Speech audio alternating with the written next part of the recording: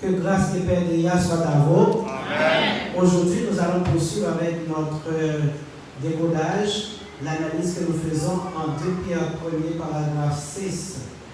Nous avions mentionné la fois dernière, nous avions parlé un peu du troisième élément, parce que sous l'inspiration du Saint-Esprit, Pierre a indiqué la nécessité d'ajouter à côté de l'évangile reçu, premièrement, la vertu, c'est-à-dire la bonne conduite, deuxièmement, la connaissance, troisièmement, la tempérance, qui est le fait de pouvoir se contrôler dans une situation donnée. Mais d'une manière précise ou spécifique, nous avons dit que la tempérance, c'est la capacité de développer une attitude de retenue qui nous permet de nous contrôler et de contrôler le pouvoir que le péché exerce sur nous. Nous avons également mentionné que la tempérance est aussi synonyme de la modération. C'est la modération dont on fait preuve dans tous les plaisirs des sens. Donc, la capacité de pratiquer l'abstinence, c'est-à-dire se priver volontairement de tout plaisir charnel, de tout plaisir sexuel avant le mariage ou bien en dehors du mariage après s'être marié avec quelqu'un. Donc on doit se garder d'avoir des relations sexuelles en dehors du mariage. Donc on doit pouvoir contrôler cette pulsion sexuelle pour ne pas coucher avec la première personne venue. Donc c'est important. L'apôtre l'a mentionné en troisième position, après la connaissance et la vertu. Il a insisté sur la tempérance, parce que la tempérance aussi fait partie de la bonne conduite. Mais le Saint-Esprit a jugé bon d'insister sur ce fait-là, parce que c'est quelque chose qui est à l'intérieur de nous-mêmes, qui nous pousse à pécher, à agir contrairement à la volonté de Dieu. Donc, il a utilisé le mot enkrateia, c'est-à-dire le pouvoir qu'on a de se maîtriser. Souvent, des gens disent « Ah, la chair est faible. Oui, j'aurais pu, mais vous savez, mon frère, la chair est faible. » Mais je crois qu'il y a quelque chose qui dit aussi « L'esprit est bien disposé. » C'est l'esprit qui mène le corps. Si l'esprit ne commande pas au corps, le corps ne va pas réagir. Le corps ne peut faire aucun mouvement si l'ordre ne vient pas préalablement de l'esprit.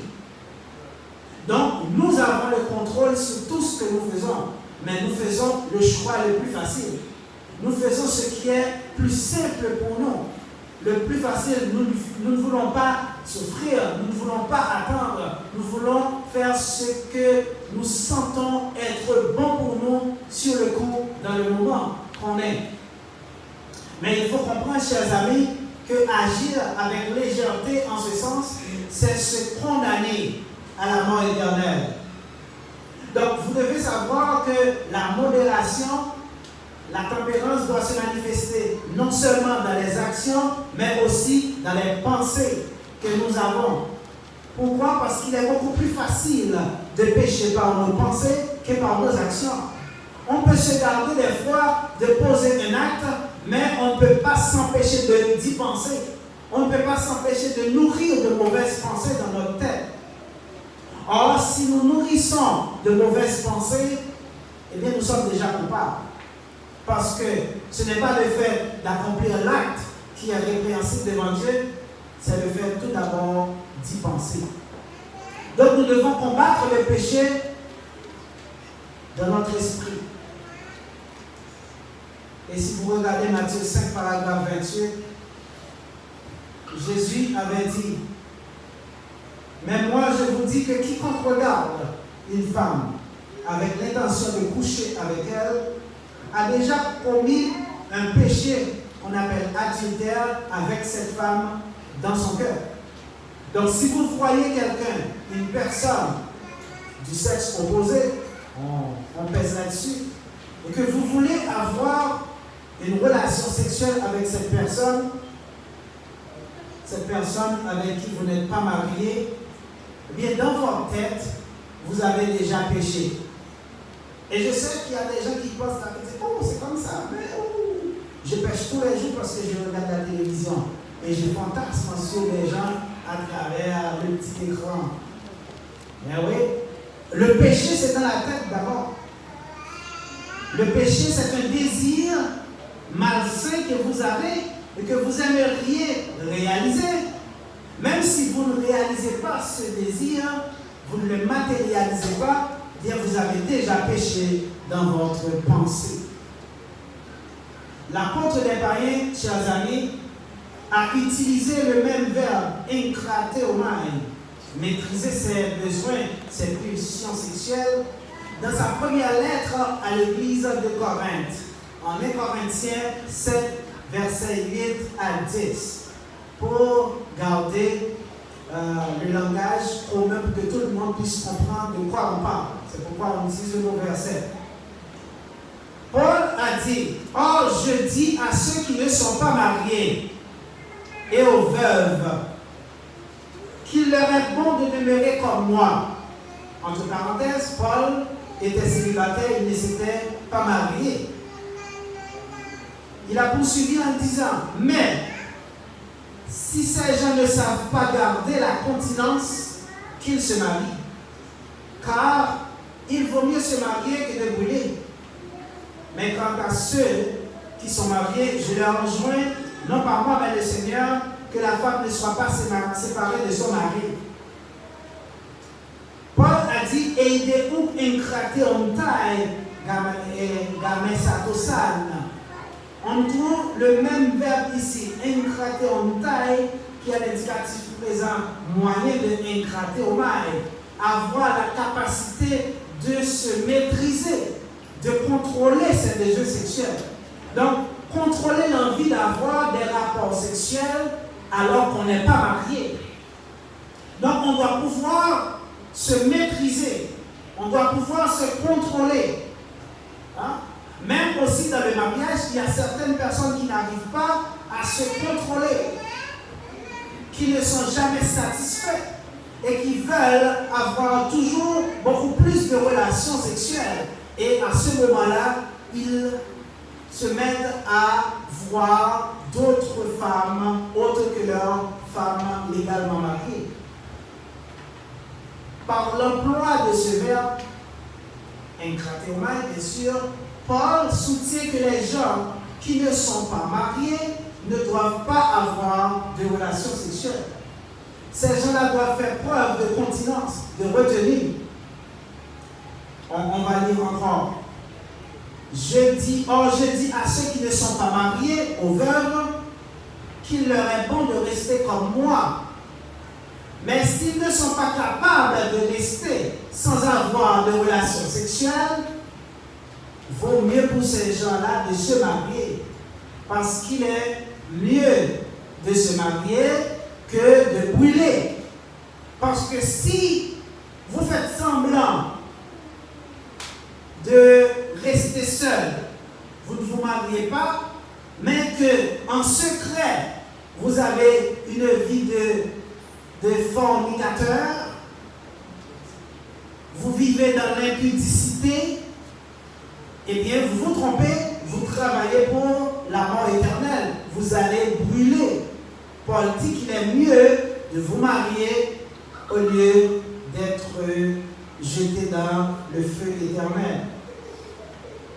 Donc, chers amis, jeunes filles, particulièrement jeunes garçons, vous qui n'êtes pas encore mariés, vous devez savoir qu'il vous est interdit d'avoir des relations sexuelles. Vous devez vous abstenir de toute relation sexuelle avant le mariage. Vous n'avez pas le droit de coucher ensemble. Oh oui, vous n'avez pas le droit de coucher avec votre chum. Vous n'avez pas le droit de coucher avec votre blonde. Dès qu'on entend chum blonde, ça veut dire que vous n'êtes pas marié. Vous devez vous garder de toute relation sexuelle avec votre petite amie. Parce que si vous le faites, vous nagez dans l'impudicité, dans le péché, et vous allez perdre votre âme, vous allez être jeté dans le feu éternel au dernier jour. dans la communauté des croyants, la relation sexuelle est un privilège qui est réservé à ceux qui ont pris la décision de se marier. Souvent, on entend des gens qui disent, mais je couche avec un tel, mais elle ne peut pas être ma femme. Là. Je ne peux pas me marier avec elle. Je ne l'aime pas. Pardon? Vous arrivez au moment le plus intime avec quelqu'un. Maintenant, vous prétendez ne pas vouloir vous marier avec cette personne parce que vous ne l'aimez pas. Je ne comprends pas. Ça, c'est un comportement tout à fait animal. C'est les animaux qui passent d'animal en animal et qui ne restent pas avec un animal. Et même certaines espèces d'animaux sont très fidèles. Hein? Il y a des animaux qui n'ont qu'un seul partenaire. On prend les pigeons par exemple. Hein? Ils sont très fidèles. Les hommes auraient dû être des pigeons. Le monde serait heureux de ce côté-là. On n'aurait pas tous ces problèmes d'infidélité dans les couples. Chers amis, oui, la relation sexuelle est un privilège qui est réservé aux gens qui sont mariés. Et ce privilège se manifeste seulement à l'intérieur du mariage, c'est-à-dire entre les deux personnes qui se sont mariées ensemble. Pas avec une troisième personne. Le monde maintenant arrive à un point où on ne sait plus où on s'en va. On s'en va dans le gouffre moralement. Parce que les gens maintenant, ils pratiquent ce qu'on appelle l'échangisme. C'est-à-dire qu'ils s'échangent des partenaires. Ils vont dans des endroits, donc le mari donne sa femme à un autre homme, on lui donne une autre femme, et puis tout se fait. Hein? Comme dit l'autre, on aime le. Donc, chers amis, il faut savoir qu'en tant que chrétiens, nous devons avoir la tempérance, la modération, la continence. Nous devons nous contrôler. Nous ne devons pas laisser nos pulsions, nos besoins nous contrôler. C'est nous qui devons contrôler notre corps. Nous devons penser avec notre esprit, notre tête, et pas avec une autre partie de notre corps. Parce qu'il y a des gens qui réfléchissent, mais pas avec leur tête, avec d'autres parties du corps. Il est important que ce soit la tête qui dirige le corps. Parce que nous avons été créés avec la capacité de nous contrôler et de choisir. Ne venez pas raconter, lorsque vous faites quelque chose, que ce n'est pas de votre faute, c'est la mienne. Non, c'est votre faute. Vous êtes à 100% responsable de toutes vos décisions et de tous vos choix. Mais sachez que, peu importe le choix que vous faites, il y a un coût à payer. Vous avez des conséquences pour chaque décision que vous prenez dans votre vie. Vous n'allez pas voir les conséquences aujourd'hui, mais demain, vous allez voir les conséquences de vos actes que vous avez posés aujourd'hui. Amen. Il faut agir avec prudence. Il faut agir avec sagesse. Donc, si vous accordez la première place à Dieu dans votre vie, si vous agissez avec modération, vous allez comprendre que vous n'allez pas céder à la pression sociale. Parce que beaucoup de gens tombent dans l'adultère, dans l'impudicité, dans la fornication, parce que le monde met beaucoup de pression sur eux. Et ils ne peuvent pas résister, ils cèdent. Lorsque vous avez un cercle d'amis qui sont tous des foyers, qui sont tous des fornicateurs, qui sont tous des impudiques, et que vous vous tenez avec ces gens-là, bien ils vont exercer une pression énorme sur vous pour que vous soyez comme eux. Parce que l'adage dit qui ressemble s'assemble. Les oiseaux de même plumage s'attroupent. Vous allez trouver tous les oiseaux qui sont de la même catégorie, de la même nature, de même plumage, vous allez les trouver ensemble. Vous allez trouver des tourterelles avec des tourterelles, des pigeons avec des pigeons, des aigles avec des aigles. Vous n'allez pas voir un mix. Mais c'est la même chose pour l'être humain. Si tous vos amis sont des impudiques, si tous vos amis sont des fornicateurs, si tous vos amis sont des gens de mauvaise vie, vous ne pouvez pas dire que vous faites la différence parmi eux parce que vous ne serez pas à l'aise dans ce cercle. là. Ils vont exercer une pression tellement énorme sur vous que vous allez finir par céder. Vous devez vous écarter, vous éloigner de ces gens-là. Parce que votre compagnie, c'est ce qui détermine qui vous êtes. Dis-moi qui tu fréquentes, je te dirai qui tu es.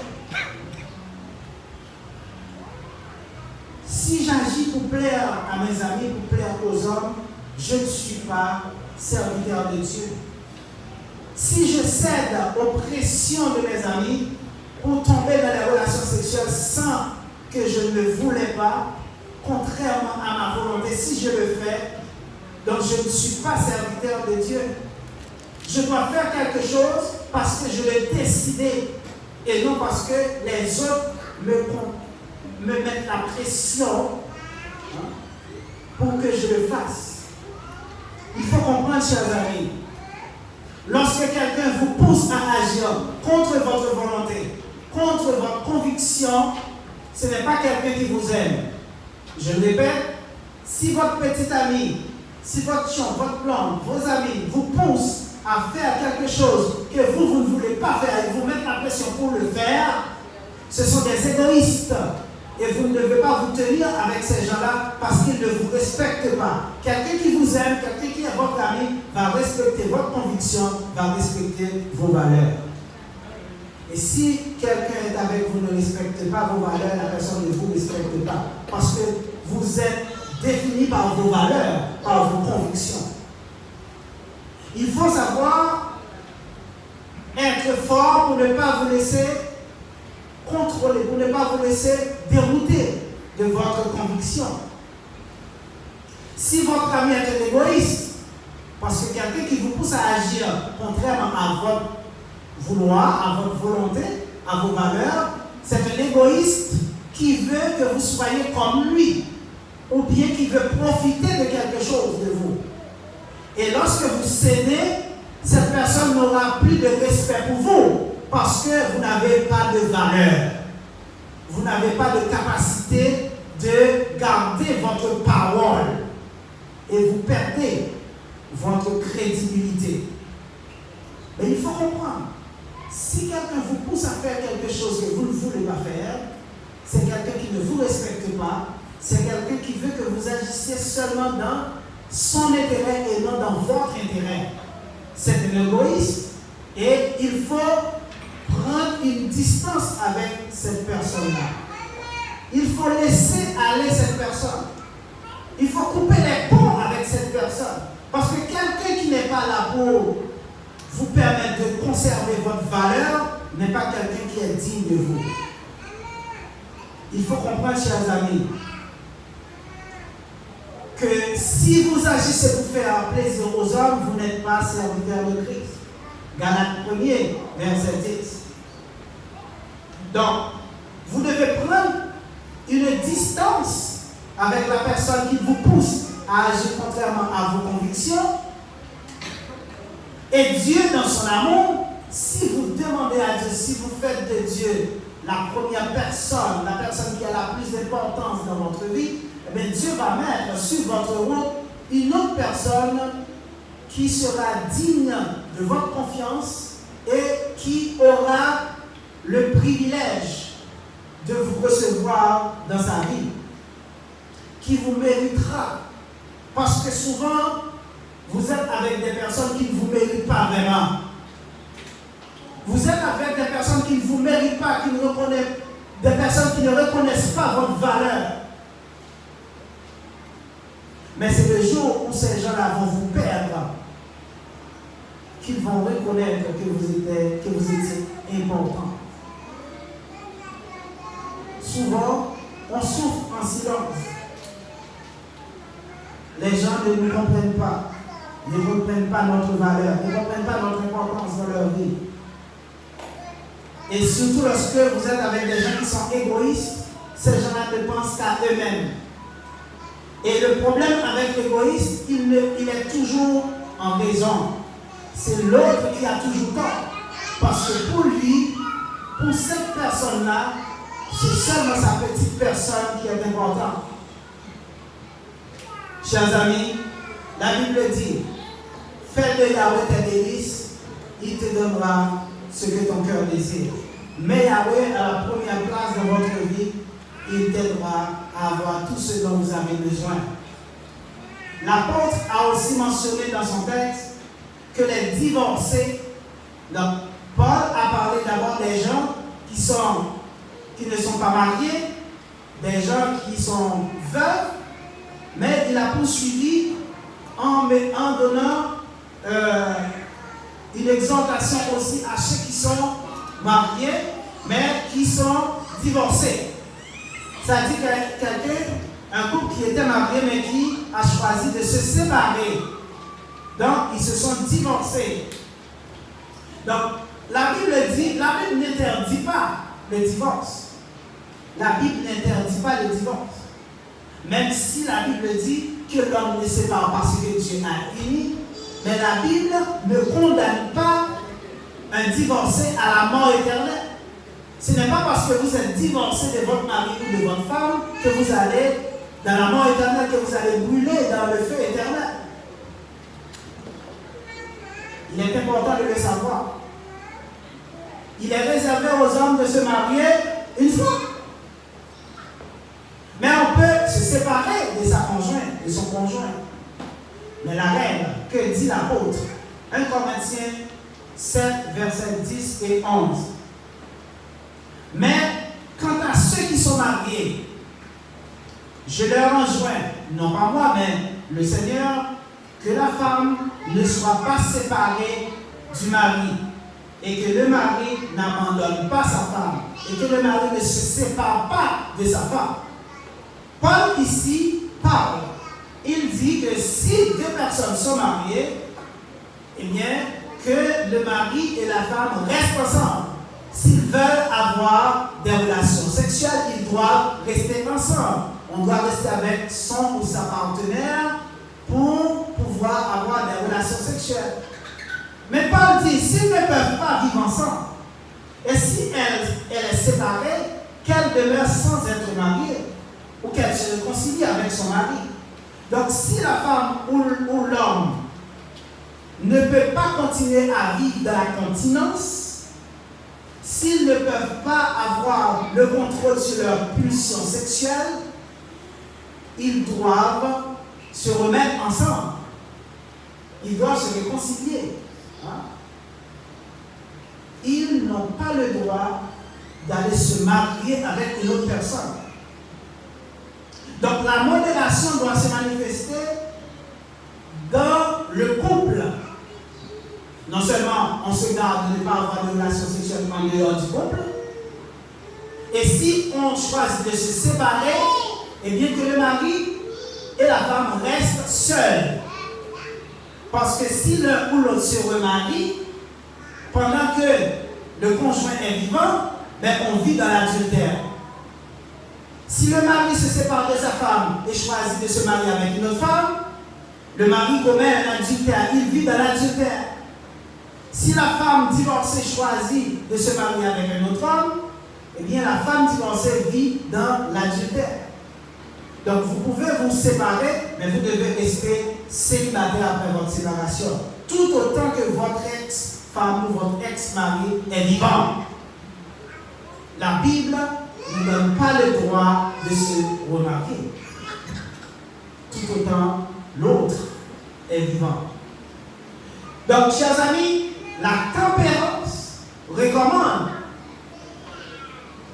cette discipline dans la vie sexuelle.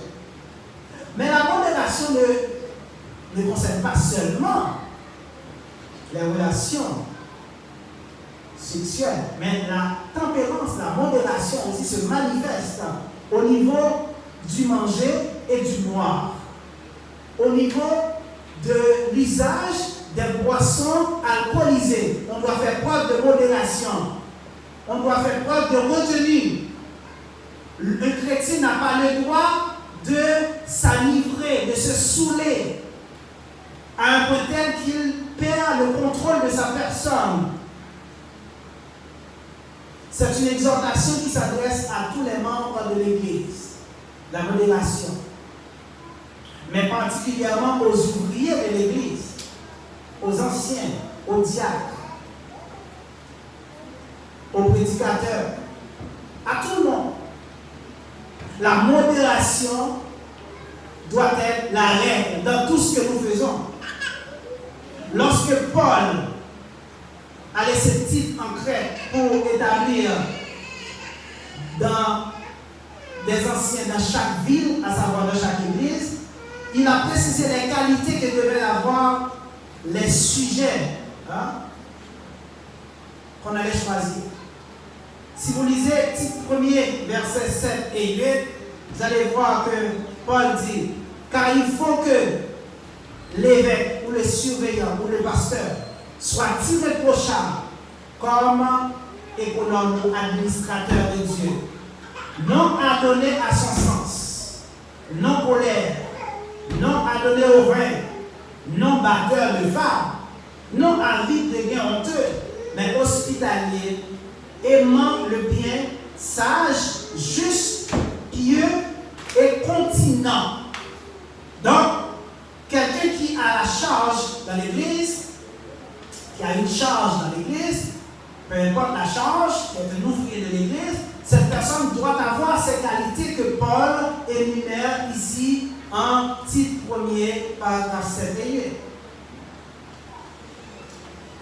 Il ne doit pas quelqu'un qui est hors de sens.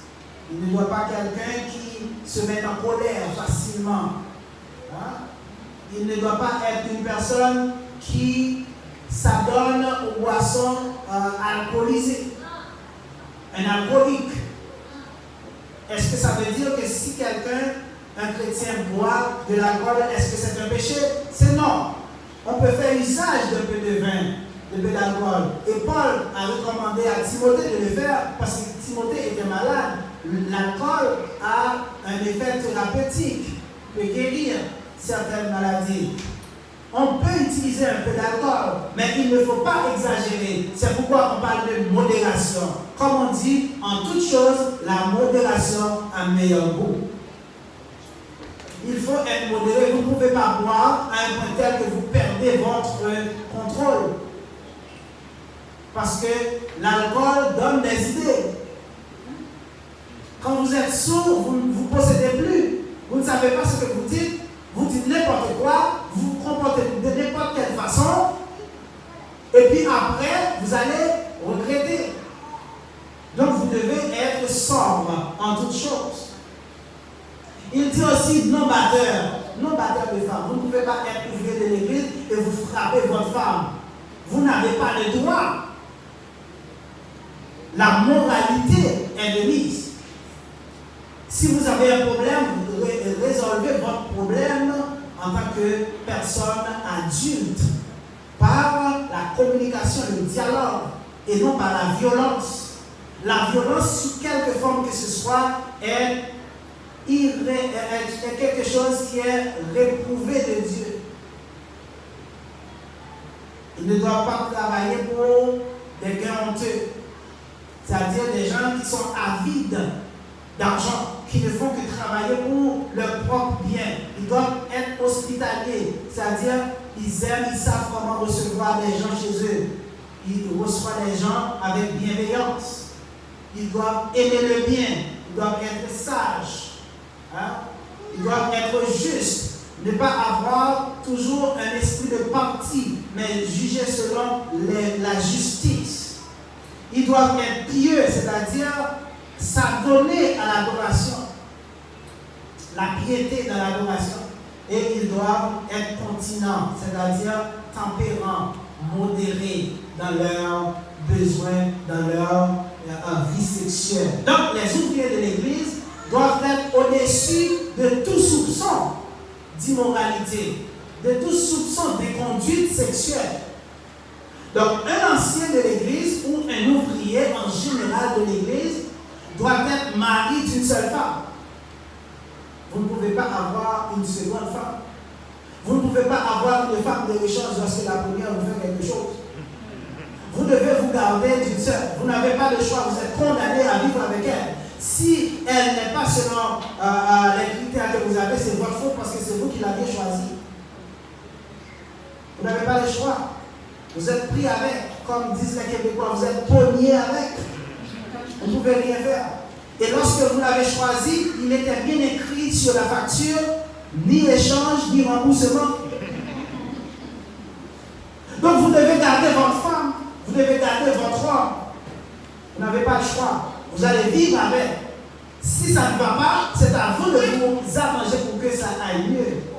Mais ça prend la volonté des deux côtés. Parce que comme dit le proverbe, il faut être deux pour danser le tango. C'est-à-dire, on ne peut pas le faire tout seul. On doit avoir la volonté mutuelle pour avancer. Et si l'un n'a pas le désir d'avancer, que l'autre veut avancer, ça ne marchera pas. Donc c'est à ce niveau-là souvent que les problèmes se trouvent dans les couples.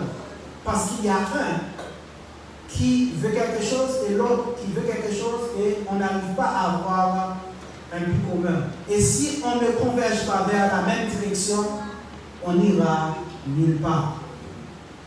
Chers amis, un ancien de l'Église doit être quelqu'un qui fait preuve de sagesse.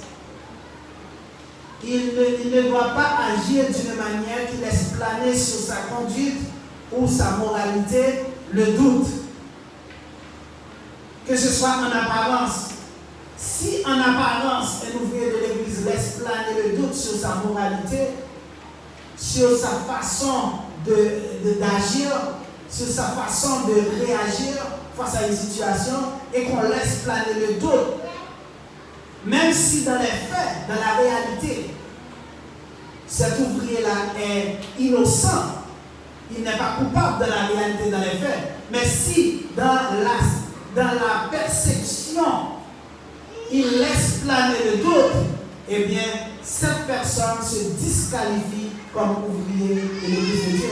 Parce que le pouvoir qu'on a, l'autorité qu'on a dans l'Église, ce n'est pas une autorité réelle. On n'a pas un pouvoir de coercition, on a un pouvoir moral. Et le pouvoir moral s'exerce par la moralité du sujet qui revêt cette charge d'ouvrier. Et vous devez vous arranger pour que jamais sur votre personne ne plane le doute en apparence, voire en réalité. Ça ne veut pas dire que des commérages, des choses ne vont pas sortir de nulle part.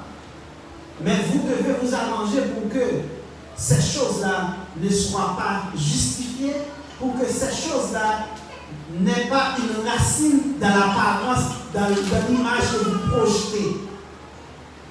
Donc il est très important d'être au-dessus de tout soupçon quand on est ouvrier dans l'Église du Seigneur. Un ouvrier de l'Église du Seigneur ne doit pas être médisant. Il doit être quelqu'un qui est honnête et qui a la capacité de résoudre des problèmes par le dialogue directement avec la personne concernée. Un ouvrier de l'Église, c'est quelqu'un qui jouit d'une certaine autorité morale auprès de toute l'Assemblée. Et lorsque cette personne intervient et dit quelque chose, eh bien, les gens obéissent parce qu'ils savent que cette personne a la moralité nécessaire pour exhorter. Un ouvrier de l'Église doit être irréprochable. C'est ce que Paul dit. C'est l'irréprochabilité de sa conduite qui lui confère son autorité dans l'Église du Seigneur. Chers amis, la tempérance exige le contrôle de soi. Ne pas se mettre en colère facilement. On doit contrôler ses émotions.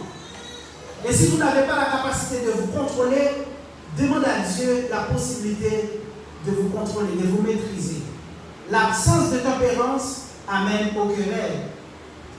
Lorsque vous n'êtes pas tempéré, vous ouvrez la porte large au problème. Le chrétien doit être pacifique.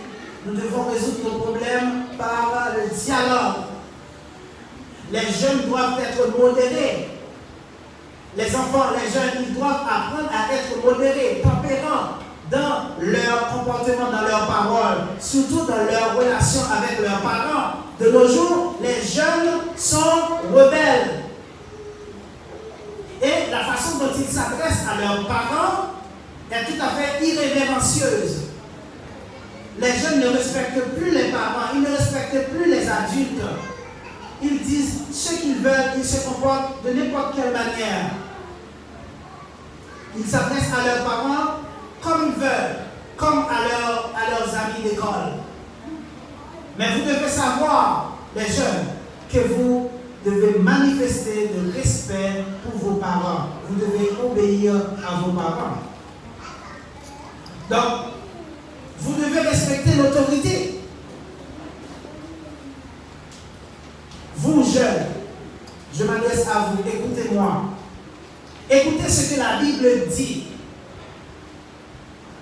Si vous lisez 1 Pierre 5, verset 5, Pierre a dit, de même vous qui êtes plus jeunes, soyez soumis aux anciens. Ici, il parle aux anciens de l'Église, à ceux qui ont l'autorité morale de vous exhorter, de vous conduire dans la foi. Vous devez vous soumettre aux anciens de l'Église, aux ouvriers de l'Église. Tous, les uns à l'égard des autres, revêtez-vous d'humilité. Vous devez faire preuve d'humilité dans vos relations interpersonnelles.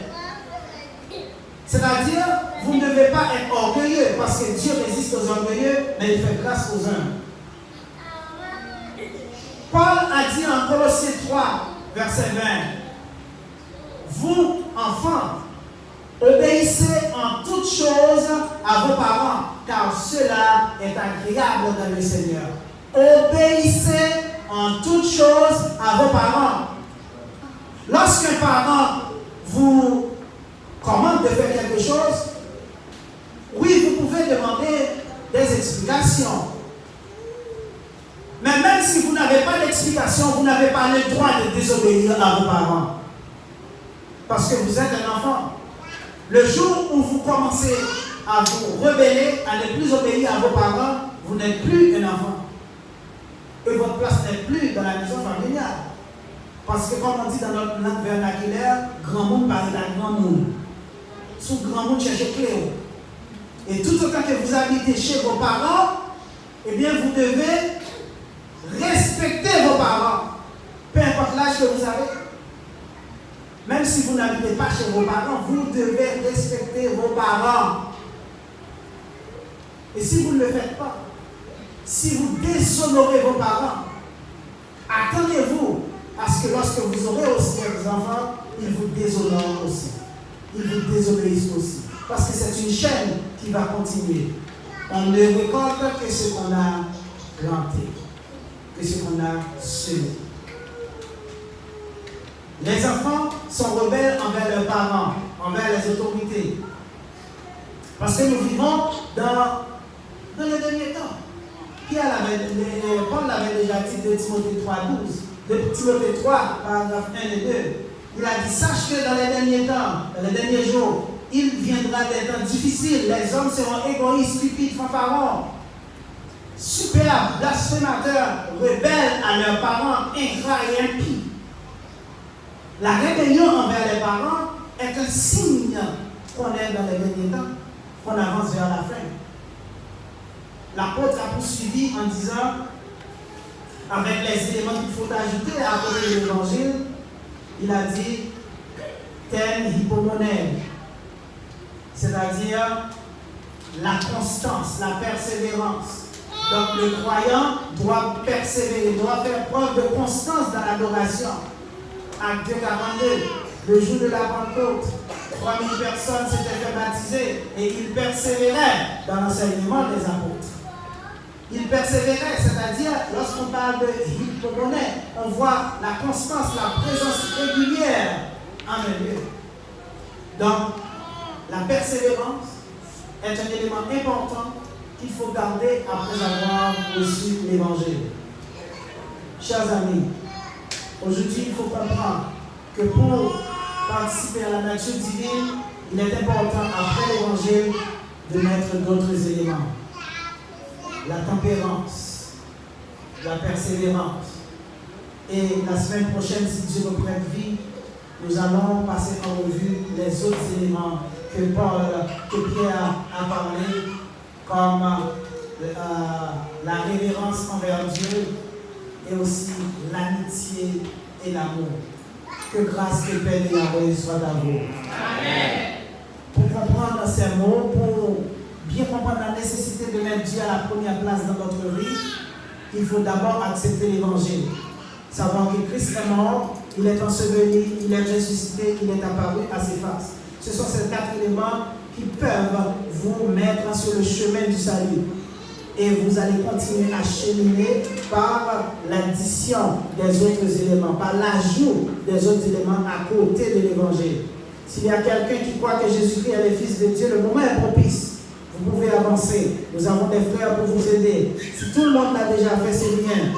Restez dans la persévérance parce que c'est celui qui persévère jusqu'à la fin qui sera sauvé au dernier jour. Qu'il en soit ainsi pour vous. Mettez-vous debout pour terminer, s'il vous plaît.